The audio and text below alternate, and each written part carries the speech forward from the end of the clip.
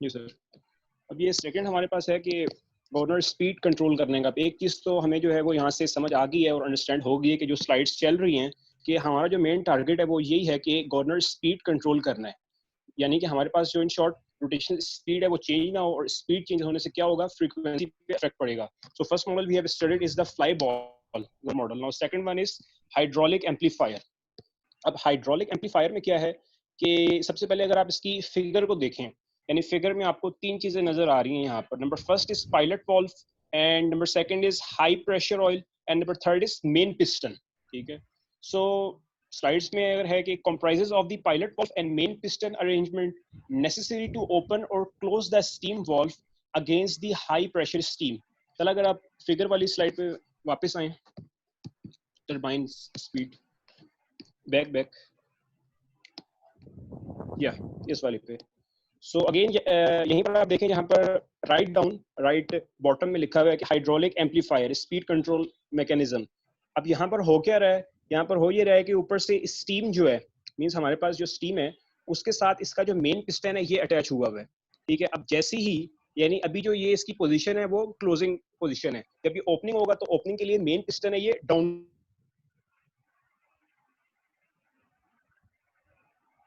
लेगा, तो जो स्टीम का फ्लो है वो स्टॉप कर देगा। ठीक है। तो इस तरीके से हाइड्रोलिक एम्पलीफायर की मदद से हम जो है कॉर्नर स्पीड को कंट्रोल करते हैं। थर्ड स्लाइड पे आ जाए तला।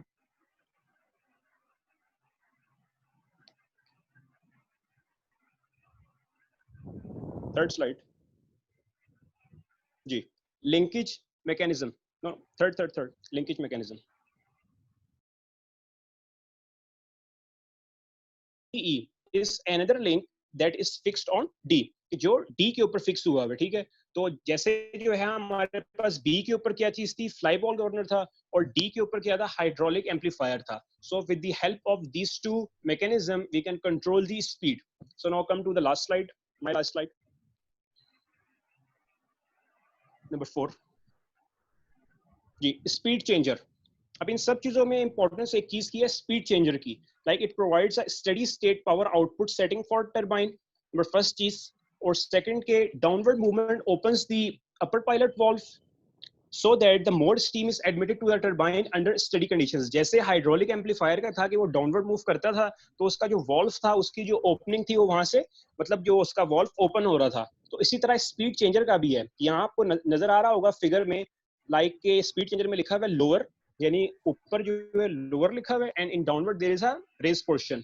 ठीक है। So as it will move downward, so steam turbine का फ्लो जो है वो स्टार्ट हो जाएगा। और इस प्रोसेस की मदद से ओवरऑल जो मैंने आपके सामने जो है पूरा मॉडल बताया है, corner model, number first is fly ball, number second is the hydraulic amplifier, number third is the rigid link, and number four is the speed changer. So this all process control the speed of the governor in order to sense the frequency, कि हमारे पास frequency same रहे। यहाँ तक जो models थे वो complete हो गए हैं। So Talha will explain about our next slide, that is automatic generation control. So यहाँ तक अगेन किसी का क्वेश्चन है, so he can ask, or after our slide will end, so anyone can ask the question.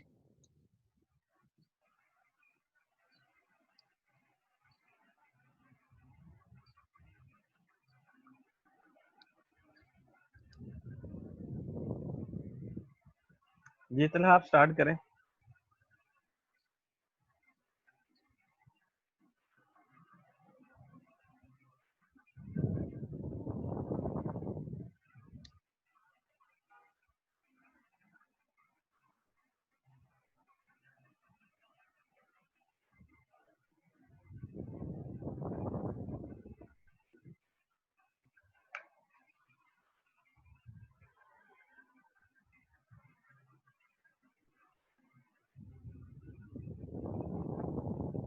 चला sir, I think हो गया उसका net का। तलहा ऑनलाइन तो है, ये शो नहीं हो रहा उसको। तलहा खान।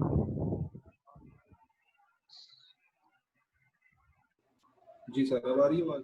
जी जी आ रही है, स्टार्ट करें। जी सर।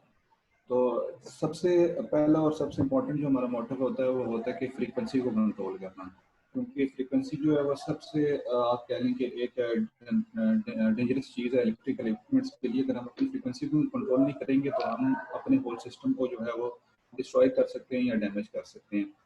तो फ्रीक्वेंसी को कंट्रोल करने के लिए जो सबसे इम्पोर्टेंट चीज़ है वो हमने जो हमारे पास नंबर ऑफ पोल्स हैं हमारे, क्या कहते हैं उसको, जनरेटर के, और जो उसकी साइक्रोनस स्पीड है उसको हमने कंट्रोल करना है, ताकि जो हमारी फ्रीक्वेंसी है उसको हम मेंटेन कर सकें। और इसका हमने एक रिलेशन भी पढ़ा हुआ है जो कि है P = 120 F over synchronous speed. इस रिलेशन की मदद से हम बेसिकली क्या करते हैं, अपने अल्टरनेटर की जो साइक्रोनस जो स्पीड है उसको हम क्या करते हैं, कंट्रोल करते हैं with the help of number of poles, ताकि हम अपनी फ्रीक्वेंसी को भी क्या कर सकें, कंट्रोल कर सकें। The second thing is to maintain the correct value of interchange power between control areas. और control areas का यहाँ से मकसद है कि जिन जिन जो भी हमारा कोई पावर स्टेशन है वहाँ पर जितने भी हमारे कंट्रोल एरियाज हैं जहाँ पर इलेक्ट्रिसिटी को कंट्रोल किया जा रहा है, जैसे कि हमारा जो स्विच यार्ड होता है जहाँ पर इलेक्ट्रिसिटी को कंट्रोल किया जाता है, तो वहाँ पर जैसे वहाँ पर हमारा एक काम जो होता है कि हम पावर को इंटरचेंज कर रहे होते हैं। तो इंटरचेंजिंग करते वक्त भी हमने करेक्ट वैल्यूज हर एरिया के मुताबिक, जोन सी लाइन जहाँ जा रही है उसके मुताबिक हमने अपने क्या कहते हैं उसको, वोल्टेजेस को सेंड करना होता है। So the third and the last most important thing is to maintain the each unit generation at most economical value. तो हमने जो यूनिट की जो प्राइस है उसको मिनिमम से मिनिमम करना है, तमाम लॉसेस को ऐड करके मिनिमम से मिनिमम करना है, ताकि वो हमारे लिए इकोनॉमिकल हो और वो इजीली उसको लोग जो हैं, जो हमारे पीपल हैं, उसको अफोर्ड कर सकें। तो एनी क्वेश्चन यहाँ से, किसी का कोई question?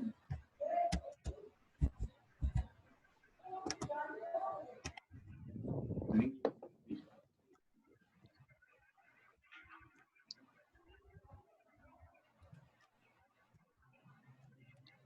Then the next topic is, of mine presentation is automatic generation control. यानी कि हमने अपनी जनरेशन को ऑटोमेटिकली कंट्रोल करना है। अब ऑटोमेटिक हम क्यों अपनी जनरेशन को कंट्रोल कर रहे हैं, क्योंकि हमारे एक पावर स्टेशन के अंदर मल्टीपल जनरेटिंग यूनिट्स हैं। तो अब हम हर जनरेटिंग यूनिट्स का जो बिहेवियर है उसके अंदर जो लोड की वजह से जो उसका बिहेवियर चेंज हो रहा है, तो हर यूनिट का जो रिस्पॉन्स है हम हर इंस्टेंट पे उसको हमारे लिए चेक करना बहुत ज़्यादा मुश्किल है, आप ये कह लें कि एक तरीके से इम्पॉसिबल है। तो इसके लिए जो हम जनरेशन को कंट्रोल करते हैं उसके लिए हम हमारी ये कोशिश होती है कि हम जनरेशन को ऑटोमेटिकली कंट्रोल करें। ऑटोमेटिकली कंट्रोल करने से ये मुराद है कि हम ऑटोमेटिकली जो हमारी जनरेशन हो रही है उसके बिहेवियर को हम क्या कहते हैं उसको देखते रहें। तो उसके लिए हम डिफरेंट मेथड्स यूज़ करते हैं, जिस तरह हम स्काडा सिस्टम यूज़ करते हैं, ताकि हम ऑटोमेटिकली जितने भी हमारे कंपोनेंट्स हमारे पावर सिस्टम में लगे हुए हैं या पावर जनरेशन यूनिट्स में लगे हुए हैं उनको हम बार बार हर इंस्टेंट पे उनको हम एनालाइज करते रहे। अगर उसके साथ अगर कोई इसमें कोई प्रॉब्लम आ रही है तो हम उसी इंस्टेंट पे जाके उसको एडजस्ट करें। तो in an electrical power system, automatic generation control is a system for adjusting the power output of multiple generators at different power plants. तो different power plants में जैसा कि मैंने पहले बताया कि जो पावर आउटपुट होती है उसको एडजस्ट करने के लिए ऑटोमेटिक जनरेशन कंट्रोल को डिजाइन किया जाता है in response to changes in the load. और इसके साथ साथ एक तो चीज़ होती है जो हमने अपने ध्यान में रखनी होती है लोड, यानी कि हमारे जिस तरह हमारा लोड चेंज हो रहा होता है उसी तरह हम क्या कर रहे होते हैं, अपनी जो जनरेशन यूनिट्स होते हैं उनको भी हम साथ साथ उसी लिहाज से चेंज कर रहे होते हैं। जैसे कि अगर हमारा जिस टाइम हमारे पास पीक लोड आता है तो पीक लोड पे हम बेसिकली ये करते हैं कि वहाँ पर हमारा लोड पीक हॉर्स में हमारा जो लोड होता है वो बढ़ जाता है। तो इस चीज़ को कंट्रोल करने के लिए हम क्या करते हैं कि जो हमारा एक्साइटेशन करंट होता है उसको हम इंक्रीज करते हैं, ताकि हम अपनी मैक्सिमम जो हमारा लोड है उसको हम क्या कर सकें, कवर अप कर सकें। तो डिफरेंट चीज़ों के डिफरेंट सॉल्यूशंस हैं। Since the power grid required stat generation and load closely balanced movement by movement frequent adjustments to the output of the generation is necessary। वही बात जो मैंने स्टार्टिंग में आपको बताई है कि हमने हर इंस्टेंट पे फ्रीक्वेंटली एडजस्टमेंट्स करनी है जहाँ पर भी हमारे आउटपुट में अगर कोई प्रॉब्लम आ रही है। The need of automatic generation control, हमें क्यों जरूरत पड़ी है कि हम ऑटोमेटिक जनरेशन को कंट्रोल करें, तो ये भी मैंने थोड़ा सा पहले मैं इस बात को वैसे बता चुका हूँ कि हम हर इंस्टेंट पे हर इलेक्ट्रिकल इक्विपमेंट को हम एनालाइज नहीं कर सकते कि उसका बिहेवियर किस तरह चेंज हो रहा है। तो उसके लिए हम ऑटोमेटिक जो जनरेशन कंट्रोल है उसकी तरफ हमने रुख किया। मुख्तलिफ सॉफ्टवेयर की मदद से हम क्या करते हैं, कंट्रोल करते हैं अपनी जनरेशन को। As our development has increased. Screen share नहीं हो रही? नहीं, वही बैक वाली स्लाइड है ना, तुम जो है वो नेक्स्ट स्लाइड पे हो। अब हुई है? हाँ ठीक हो, अब आ रही है? जी जी। As our development has increased, there has been a higher demand of electrical power loads, physics load both on industrial and domestic scale. हम सारों को पता है कि जो हमारी मतलब टेक्नोलॉजी है वो दिन ब दिन डेवलपमेंट उसमें आ रही है, तो जितने भी अगर हम डेली लाइफ में भी अगर काफ़ी सारे अपने इक्विपमेंट्स को यूज़ करते हैं तो जितनी भी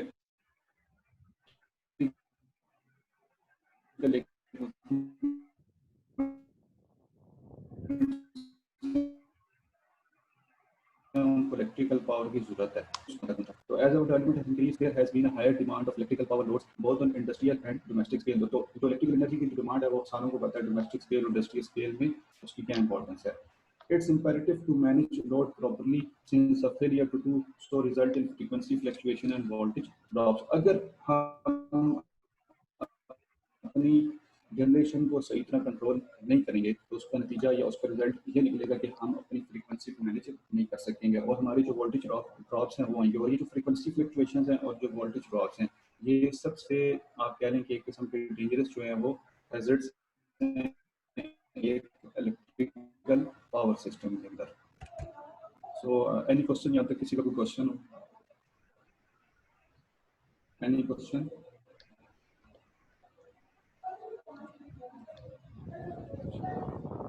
Reasons for limiting frequency deviations. Why constant frequency? हमें constant frequency की हमें क्यों जरूरत है?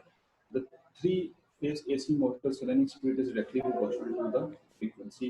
So the variation of system frequency will directly affect the motor performance. हमारी जितनी भी AC motors हैं, यानी कि जितने भी हमारे inductive loads होते हैं, चाहे वो motors हों, चाहे कोई भी inductive load हो, तो उसका रिलेशन डायरेक्टली होता है किसके साथ? फ्रीक्वेंसी के साथ. तो जब भी हमारी फ्रीक्वेंसी के ऊपर इफेक्ट आएगा तो जो हमारे इक्विपमेंट या जो हमारा जो लोड है उसकी परफॉर्मेंस के ऊपर भी इफेक्ट आएगा. तो इसलिए सबसे ज़्यादा इंपॉर्टेंट जो चीज़ है कि हमने अपनी फ्रीक्वेंसी को जो है वो 60 हर्ट्ज के करीब करीब रखना है. तो the blades of the steam turbine and water turbines are designed to operate at particular speed and frequency variations will cause the change in speed. तो हमें ये भी पता है कि जो हमारे ब्लेड्स होते हैं स्टीम टर्बाइन के या वाटर टर्बाइन के, यानी कि टर्बाइन वो चीज़ है कि जो हमारे इंटरनेट को ड्राइव करती है, तो उसकी जो ब्लेड्स हैं उनको भी इस तरह डिज़ाइन किया जाता है कि उनकी भी एक ख़ास स्पीड होती है जिसके अंदर वो रेगुलेट कर रहे होते हैं. तो अगर हमारी फ्रीक्वेंसी के अंदर वेरिएशन आएगी तो उनकी स्पीड के अंदर भी वेरिएशन आएगी, जिसकी वजह से जो हमारी टर्बाइन है वो डैमेज हो सकती है या जो उसके ब्लेड्स हैं वो डैमेज हो सकते हैं. इन द एंड जो रिजल्ट वो यही है कि हमारे पास इससे जो लोड है उसको भी इफेक्ट पड़ेगा और जो हमारे जो जनरेटिंग यूनिट्स हैं उसके ऊपर भी इफेक्ट पड़ेगा अगर हम फ्रीक्वेंसी को कांस्टेंट नहीं रखेंगे. Regulatory strategy. An effective regulatory strategy is available in the form of automatic voltage regulator system, automatic load frequency control. हम दो तरीकों से अपने जो जनरेशन है उसको रेगुलेट कर सकते हैं. एक तरीका ये है कि हम क्या करें, ऑटोमेटिक वोल्टेज रेगुलेटर लगाएं जो हमारे वोल्टेजेस की जो ड्रॉप्स है उनको क्या करें, जहाँ पर हमारा वोल्टेज ड्रॉप हो रहा है उसको वो ठीक करें, उसको प्रॉपर उसकी मैग्नीट्यूड पे वापस लेकर आएं. इसी तरह हम ऑटोमेटिक लोड फ्रीक्वेंसी हम यूज़ करें और जिसके अंदर से अगर हमारी फ्रीक्वेंसी के अंदर इंक्रीज से डिक्रीज आ रहा है तो वो भी उसको उसकी मिनिमम या मैक्सिमम मैग्नीट्यूड में उसको लेकर आएं. The main function of automatic load frequency system is to access and rectify the power and frequency, while that of AVR system is to regulate voltage and corrective power. जो automatic load frequency control का ये काम है कि हम क्या कर सकें, हमारी पावर के अंदर कोई फ्लक्चुएशंस आ रही हैं तो उनको हम क्या करेंगे, रेक्टिफाई करें. इसी तरह हमारी फ्रीक्वेंसी के अंदर कोई चेंज आ रहा है, उसके मैग्नीट्यूड के अंदर, उसके एम्पलीट्यूड के अंदर या उसके वेव फॉर्म के अंदर कुछ चेंज आ रहा है तो उसको हम क्या कर सकें, उसकी एक्चुअल शेप में उसको वापस लेकर आ सकें. इसी तरह जो हमारा ऑटोमेटिक वोल्टेज रेगुलेटर है उसका ये काम है कि हमारे जो वोल्टेजेस है और जो हमारी रिएक्टिव पावर है, चाहे वो लोड की है या चाहे वो हमारी जनरेशन यूनिट की है, वो उसको क्या करता है, रेगुलेट करता है. Automatic voltage regulator. The exciter is the main component in the AVR too. It delivers the DC power in the generator field. हमें सबसे पहले ये पता है कि जब भी हम किसी जनरेशन यूनिट हम स्टार्ट करते हैं, सिंपल वर्ड में अगर हम किसी जनरेटर से जब हमने जनरेशन लेनी होती है तो उसको स्टार्ट करने के लिए हमें उसको क्या कहते हैं, एक्साइट करना पड़ता है. और चला ये स्क्रीन अगेन शेयर नहीं हो रही तुम्हारी. के लिए पूरी प्रीवियस स्लाइड खुली हुई है। अब हुई है नहीं, हाँ असल हो में गई हो गई। होगी। तो ऑटोमेटिक वोल्टेज रेगुलेटर्स का ये बेसिकली ये काम होता है कि जब जो भी हमारा जनरेटर होता है या जो हमारा जनरेशन यूनिट होता है तो उसको स्टार्ट करने के लिए या उसको रनिंग कंडीशन में लाने के लिए हमें उसको एक्साइट करना पड़ता है, और एक्साइट करने के लिए हम उसको क्या करते हैं, डीसी पावर जनरेटर को देते हैं। तो द एक्साइटर का बेसिक ये काम है, it must have adequate power capacity and sufficient speed of response. The basic role of AVR is to provide consistency of the generated terminus voltage during normal and change in voltage। तो automatic voltage regulator का वहाँ पर ये काम होता है कि वो प्रॉपर क्या करे, जो हम उसी जनरेटर यूनिट से जो हम उसकी आउटपुट लेकर उसको हम दोबारा क्या करते हैं, रेक्टिफाई करके और उसको हम डीसी में कन्वर्ट करके दोबारा हम अपने जनरेटर को वापस देते हैं। तो वहाँ पर जो वोल्टेज रेगुलेटर है उसका वही काम है कि वो प्रॉपर क्या करे, हमारे जो एसी है उसको प्रॉपर रेक्टिफाई करके उसको प्रॉपरली डीसी में कन्वर्ट करे, ताकि हमारा जो जनरेशन यूनिट है उसकी एक्साइटेशन जो है उसको हम सही तरह कंटिन्यू कर सकते हैं, और एट द एंड जो वोल्टेज के टर्मिनल्स हैं उस पर हमारा जो वोल्टेजेस हैं ड्यूरिंग नॉर्मल कंडीशन और बहुत लोड कंडीशन वो हमें कॉन्स्टेंट मिलते हैं। Automatic load frequency control to maintain the desired output of the generating unit matching with the changing load। हम इसका मकसद ये है कि हमने जो जनरेटिंग यूनिट है उसकी हमने फ्रीक्वेंसी को मैच रखना है किसके साथ, हमारे चेंजिंग लोड के साथ। to assist in controlling the frequency of larger interconnection to keep screen तला अगेन रुकी हुई है तुम्हारी, अब शो रही है। अभी तक तो नहीं हुई। प्रीवियस स्लाइड शो हो रही है। हमारे पास हो रही है शो यार, कौन सी वाली स्लाइड हो रही है? ये ऑटोमेटिक लोड फ्रीक्वेंसी। अच्छा ठीक है। तो to maintain the desired output of the generating unit matching with the changing load, इसका भी मकसद यही है कि अगर हमारी फ्रीक्वेंसी के अंदर कोई चेंज आ रहा है या हमारे लोड के अंदर कोई चेंज आ रहा है तो अपने लोड के साथ साथ हमने क्या करना है, अपने जनरेशन यूनिट के अंदर भी वेरिएशन को लेकर आना है। यानी कि मेन चीज़ है वो ये है कि हमने अपनी लोड फ्रीक्वेंसी जो है उसको मॉनिटर करना है। तो system controlling the frequency of the larger interconnection, और हमारी जो फ्रीक्वेंसी है उसको हमने साथ साथ मॉनिटर भी करते रहना है to keep the net interchange power, और जो हमारी जो टोटल पावर है और उसको इसकी मदद से हमने क्या करना है, साथ साथ इंटरचेंज भी करना है, एक जगह से दूसरी जगह हमने उसको पहुँचाना भी है। तो इन शॉर्टली हमारा ये मकसद है इस प्रेजेंटेशन का कि हम dispatching is an important thing in generation control, पर बिफोर इकोनॉमिकल डिस्पैचिंग हमें जो है वो अपनी जनरेशन को कंट्रोल करने का, हम अपनी जनरेशन को कंट्रोल नहीं करेंगे तो हम इकोनॉमिकली अपना यूनिट जो है उसको हम सेल आउट नहीं कर सकते। तो थैंक यू सो मच। अगर किसी का कोई क्वेश्चन है, अगर एनी क्वेश्चन तो आप पूछ सकते हैं। Any question?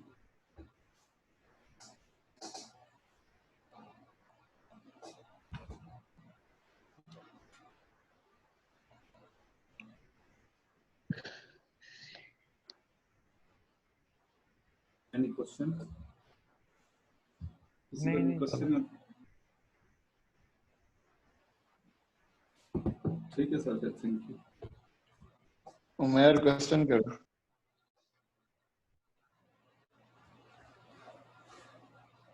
पूछें जी उमर, क्वेश्चन पूछें।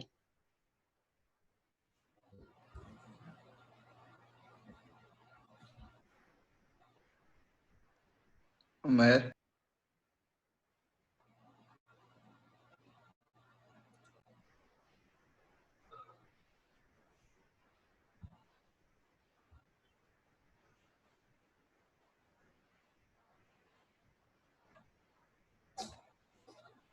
ठीक है तला। ठीक है, चलिए एक्सक्यूज मी सर।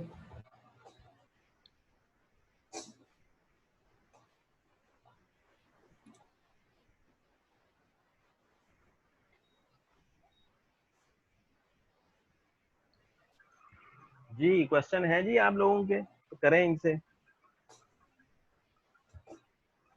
उमर कैसे? जी उमर क्वेश्चन करें शाबाश।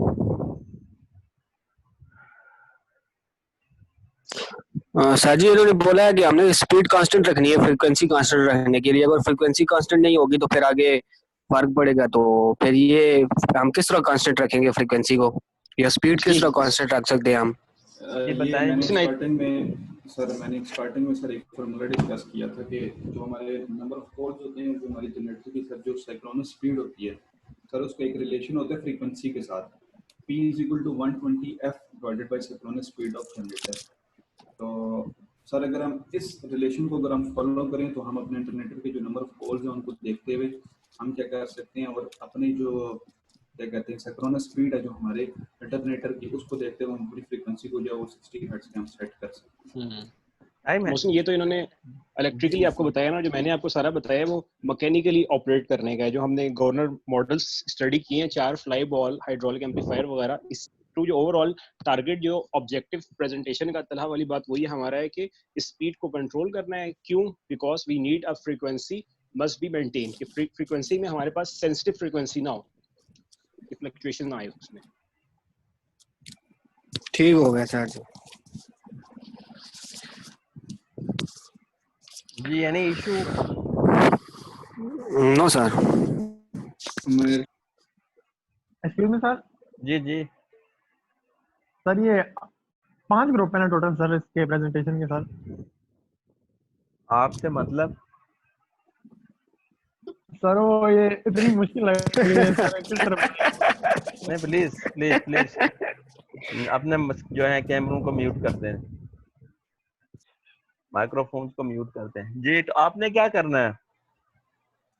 सर वो क्योंकि कह रहे थे सर अभी एक हफ्ता रह गया ना सर, तो मतलब सर तो देखें अहमियत ये सेम आ रही है, ये तो सर ये जो बातें हैं ना, एक हफ्ता, ये हमेशा से ही एक हफ्ता रहा है।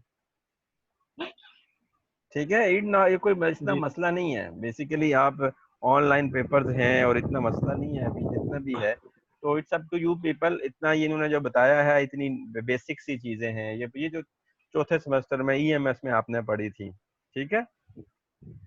तो बेसिकली रिवीजन थी, तो इस वजह से इन्होंने इसको किया था। और देखें इन्होंने भी तो किया है, ये दानिश हैं और तला हैं, इन्होंने कहाँ से किया और कैसे कर लिया?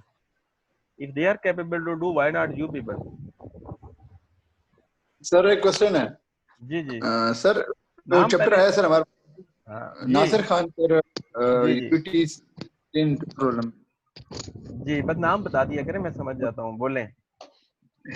सर ये जो हमारे पास sir chapter optimal power flow का, सर जी इसके अंदर तो मतलब एग्जांपल्स बहुत ज्यादा और इक्वेशंस ज्यादा हैं सर, मतलब थ्योरी वाइज उसके अंदर कुछ है नहीं। तो सर उसमें फिर हम अभी क्या उसके ऊपर बना लें सर? जो एग्जांपल्स हैं, मोस्टली एग्जांपल्स ही समझाएं हमें। कौन सा चैप्टर है? सर चैप्टर नंबर 13 जो है ऑप्टिमल पावर फ्लो। तो एग्जांपल जो हैं, जो प्रॉब्लम्स होती हैं वो तो बेहतरीन होती हैं समझाने के लिए। आप लोग तो वैसे भी न्यूमेरिकल्स को पसंद करते हैं। सर असल में मेरी मैथ थोड़ी वीक है सर, वो तो उमर उसमें अच्छी है सर, वो देखें तो उमर। मेरी भी। देखें, मैंने किसी और को मौका दिया मैथ इंप्रूव करने का? आपको ही तो दिया है। देखें मौका किसी और और सर को जी भी मिल हमारी सकता था। असाइनमेंट, सर जी इनके जो अल्टरनेटिव हमारी असाइनमेंट है, ये जो प्रेजेंटेशन दे रहे हैं वो हमें बताए ना, हम फिर साथ साथ करें। बस सब्र तो करो ना, ये हो सर जाएगा, क्यों जल्दी है? हम भी वो साथ साथ कर लेंगे सर। ठीक है, आप सब्र तो करो ना। पहले आप प्रेजेंटेशन देने के लिए तैयार नहीं थे, इनके लिए भी मैंने अभी एक ऑफर निकाली, तो आप कह रहे हमें भी मैंने प्रेजेंटेशन। बोला था सर जी, आपने बोला है अभी ग्रुप बन गए। अच्छा चलें ठीक है, पहले वैसे थे, कोई जी इशू सर नहीं जी है। आपको मैं असाइनमेंट बल्कि अभी दे देता हूँ, राइट डाउन कर लें जी। जो हमने यूनिट कमिटमेंट का मैंने जो एग्जांपल्स आपको करवाई थी, एक टेबुलेशन बनी हुई है, एग्जांपल बोलते हैं 5A, बुक से आप उसको देख लेंगे। तो ये जो एग्जांपल 5 है यहाँ पे सॉल्व की हुई है, लेकिन ये जो टेबल बना हुआ है, टेबल में जो ये वैल्यूज आई हैं, कॉस्ट है F1 F2 F3 P1 P2 P3, इसकी जो बैक एंड पे आपने इसको मैन्युअली सॉल्व करना है। और आपने फिर मैन्युअली सॉल्व करने के बाद सर जी शेयर कर देना ग्रुप में, इधर तो मेरी पता बात नहीं चल पहले रहा आप किस तरह मेरी बोल रहे हैं। मेरी बात पहले सुनेंगे तो आपको समझ आ जाएगी, थोड़ा हौसला रखें। ठीक है, तो एग्जांपल जी नंबर सर। स्टेटमेंट है जी, एग्जांपल नंबर 5A। आपकी जो सॉफ्ट कॉपी में मैंने आपको बुक दी थी उसमें से ही है 5A, जो मैंने उसको समझाया भी था डिटेल के साथ, लेकिन जो उसकी बैक एंड पे कैलकुलेशंस थी वो नहीं की हुई, मैनुअली आपने इसको सॉल्व करना है। ठीक है, ये 5 स्टेप्स हैं, 3 जो हैं ये तो इनफिजिबल हो गए थे, 5 जो हैं फिजिबल हैं। इनके जो आपने ऐसे नंबर जो आपका असाइनमेंट का नंबर 1 क्वेश्चन है वो ये वाला है। ठीक, नंबर 2 जो ठीक है, है सर। कौन से ठीक ग्रुप है, के लिए? ये सब ग्रुप्स के लिए है, पूरी क्लास के लिए है। उनके लिए है जो प्रेजेंटेशन नहीं दे रहे, जो प्रेजेंटेशन दे रहे हैं उनकी तो प्रेजेंटेशन ही है ना। तो इनको ठीक है। असाइनमेंट्स आपको 2 मिलेंगे और क्विज़ेस भी आपके होंगे। प्रेजेंटेशन जो दे रहे हैं उनके लिए कुछ भी नहीं है, बस उनके लिए सिर्फ प्रेजेंटेशन ही है, उनको ज्यादा स्टडी करनी पड़ती है। और उसके बाद एक सर तो ये हो गया। प्रेजेंटेशन भी हम देंगे और सर क्विजेस भी दे देंगे हम, सर ज्यादा पढ़ना। अच्छा नहीं, ये तो आपकी मर्जी है, मेरा तो कोई इसमें इश्यूज नहीं आएगा। सर नेक्स्ट क्लास में प्रेजेंटेशन दे सकते हैं? आप कौन है? मैं उसामा हूँ सर। आपकी प्रेजेंटेशन स्केड्यूल है? जी सर। आपकी प्रेजेंटेशन स्केड्यूल में है? नो सर, उसमें तो नहीं है। फिर कहाँ से दोगे? सर पिछली क्लास सर मैं नहीं ले सका सर, उस वजह से तो मुझे इसका पता ही नहीं था सर। तो उसके आपकी प्रेजेंटेशन स्केड्यूल में है, आपको कोई प्रेजेंटेशन दी है या नहीं दी? नहीं दी सर अभी। तो दी नहीं है तो मैंने हर किसी को थोड़ी देनी है, ये तो सिलेक्टिव लोगों को मैंने प्रेजेंटेशन दी है ना। ठीक है सर। ठीक है, आप ये के लिए असाइनमेंट्स हैं तो उसके लिए। अच्छा, उसके बाद असाइनमेंट का जो क्वेश्चन नंबर, नेक्स्ट क्वेश्चन है, क्वेश्चन नंबर 2 है, ये पेज नंबर 168। इसके अगर प्रॉब्लम्स में चले जाएं, प्रॉब्लम्स 166 जो हैं, सॉरी पेज नंबर 166 पे प्रॉब्लम्स आती हैं at the end of the chapter, और उसमें 5.3 जो है लेग्रांज रिलैक्सेशन प्रॉब्लम है। इस प्रॉब्लम को आपने सॉल्व करना है। पॉइंट 3 इसकी हैं, ए बी और सी हैं। ठीक है, तो ये आपके एक स्टेट मैंने आपको दे दी, मोहसिन आपके लिए दे दी। 5A एग्जांपल्स को आपने सॉल्व करना है, और जो प्रॉब्लम्स हैं उसकी जो लास्ट न्यूमेरिकल स्टेटमेंट है वो आपने सॉल्व करना है। मैं इसकी आपकी पेज 166 पे जो है सर, पेज नंबर 168 पे जो मौजूद है उस पे आपने करना ठीक है। है सर। ये मेरे पास हार्ड कॉपी में बुक है, मैं वहां से देख रहा हूँ। सॉफ्ट कॉपी में मैं भी थोड़ा बहुत ऊपर नीचे हो तो मैं आपको इसकी पिक्चर या व्हाटएवर जो भी है मैं आपके साथ ग्रुप में शेयर कर दूंगा। आपने इन सबको मैनुअली सॉल्व करना है ठीक अलोंग विद। ठीक है सर जी, पिक्चर शेयर कर देना, फिर पता चल जाएगा। ठीक है, और मेक श्योर ये वो लड़के नहीं करेंगे जो प्रेजेंटेशन दे रहे हैं। ठीक है, लेकिन कर भी लें तो इसमें हर्ज नहीं है, उनको फायदा होगा। अच्छा जी, मुफक्किर साहब फिर आ रहे हैं, तो हमारे पास जो टाइम सर जी ये सर हमारी रह जल्दी सर, टाइम खत्म हो रहा है। हाँ जी बोले नवीद साहब, जल्दी बोलें। ये सर जी जो हम ये असाइनमेंट करेंगे, हमें इनके साथ मतलब के इनके बराबर मार्क्स मिलेंगे ना? ये ना प्रेजेंटेशन वाले आप बोले इनके ज्यादा काम किया, आपने कम काम किया है। तो आपको भी जीपी मिलेगा। देखें, आपके काम पे डिपेंड करेगा। आप जितना जल्दी काम करके भेजेंगे उतना आपको फायदा होगा। ठीक है, ठीक है सर जी, ठीक है सर। आप बस बैठ के जी आज रात को जमा करवा दें। ठीक है सर जी, करते हैं कुछ। हाँ बस जल्दी जल्दी करें। अच्छा, तो हमारे पास नेक्स्ट सेशन से पहले 8 मिनट रह गए हैं, तो मेरे ख्याल से न्यू सेशन स्टार्ट ही कर देते हैं। ठीक है, क्योंकि वो फिर बाद में हो जाएगी, डिस्टर्बेंस हो जाएगी। ठीक है, तो उसमें जो नेक्स्ट सेशन स्टार्ट करेंगे उसमें दानिश वकार और इन आपका ग्रुप है। सही है? ठीक है जी, तो अभी मैं सर जी सर 5 मिनट की ब्रेक देके कर। आपकी ब्रेक, आप तो ब्रेक ही है ना आपकी। वो सर जी खाना खाना है, थोड़ी भूख लगी हुई है सर जी। खैर है, आप खाना खाना शुरू कर दें, म्यूट पे कर दीजिएगा और खाना खा लें। सही है? चलिए ठीक है सर जी, पानी पीना है, कोल्ड ड्रिंक पीनी है, पी ठीक हो सकते गया हैं। सर। ठीक है जी, तो मैं इसको खत्म करने लगे, न्यू सेशन में फौरन ज्वाइन करें तो हम इसको आगे स्टार्ट करते हैं। Thank you.